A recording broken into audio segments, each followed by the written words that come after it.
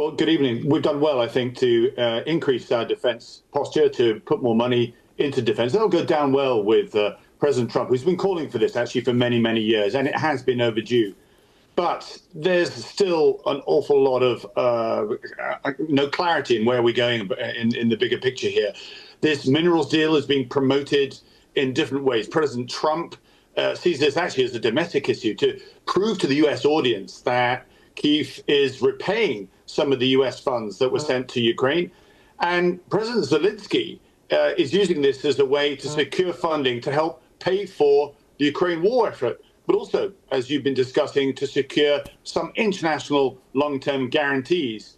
But I also believe that Zelensky is using this as an opportunity to go to the White House, to have that one-to-one with Trump, to look him in the eye and gauge where the president is taking all this, to ask the president directly why the US was meeting Russia alone without Ukraine there, why Trump called Zelensky, not Putin, a dictator.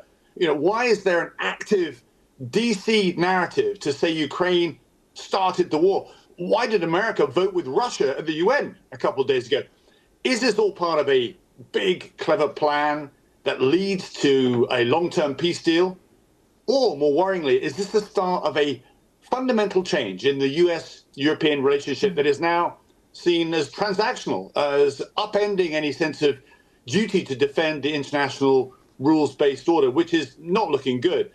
And simply recognizing from a Trump perspective, the world's in chaos now, best to allow each superpower their own regional influence, hence US interest in Canada or Panama or Greenland and so forth. Now, if this is the case, and we don't know that, make that clear, the choice for Ukraine and indeed for Europe is very serious indeed. Do we wait for a Trump-Putin peace deal that gifts Moscow time to, and the space, in fact, to rearm, regroup, with a very real prospect of a wider conflict further down the road? Or does Europe wake up to the long-term danger and finally, collectively, lean in to support Ukraine in pushing Russia out? And we have had many conversations with many guests. Sorry to cut in, Tobias. Many conversations with many guests here at BBC News over the course of the last week or so on that very point. But just to that idea that you brought in about President Zelensky going with hope, and perhaps it's a bit of a gamble as well that if he and his team get in the same rooms as President Trump and his team, that he can get that sentence. That was what he talked about earlier. At the moment, it's a framework, but he wants a sentence which encapsulates those security guarantees. What do you think is the minimum he could hope for from President Trump?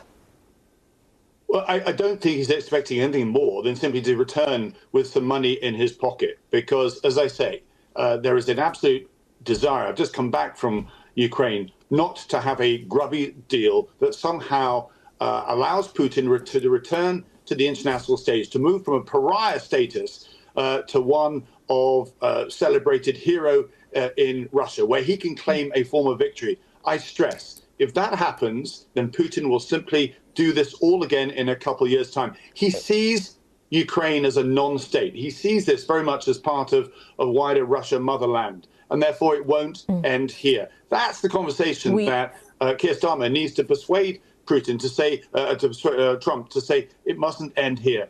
We've only got about 30 seconds, so in a line, how important is this meeting between Sir Keir Starmer and Donald Trump going to be in terms of setting the tone of the US-UK relationship over the next 4 years? It's absolutely critical. We need to persuade America that it's in America's interest for Europe and America to stay together. That, yes, we need to spend more on our security, but we need America there as well. America wants to focus on China. That's the geopolitical challenge over the next couple of decades.